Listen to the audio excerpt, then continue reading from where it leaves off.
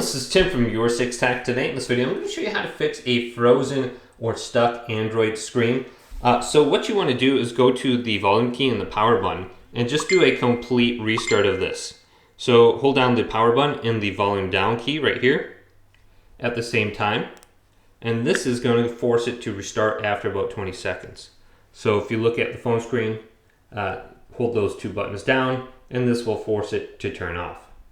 Now, if you want to go ahead and perform a hard reset and get to the options where you can like factory reset your phone, this is going to be similar, but when our phone is turned off, we want to hold down the volume up key and the power button at the same time, and that will launch it into the hard reset mode where we can go to the recovery options and factory reset it and wipe all the data. So that is more like a last resort.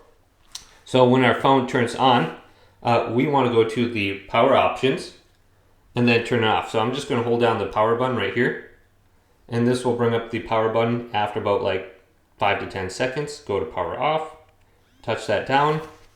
Now our phone is going to be turned off. Go to the power button and the volume up key. And on your Samsung phone, you might have to hold down the Bixby button at the same time. So you got to hold down 3 different buttons on normal Android phone. If there's just volume up key, volume down key, and power, hold volume up and power. So let's hold these 2 buttons down.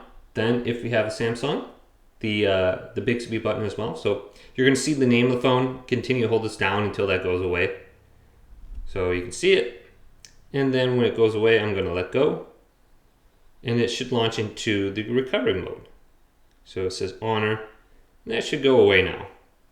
Boom, I'm going to let go. Here's the recovery options right here. Just use the volume up key or down key to move, and then power to select. So we can go to clear data, update mode, safe mode, or restart. So we can try one of those and see if that is the issue with our phone. So I'm just going to go to restart now and restart it, but hopefully this video did indeed help you out. If it did, leave it a big thumbs up and subscribe to my channel down below for more tech videos coming up next on Your 6 Tech.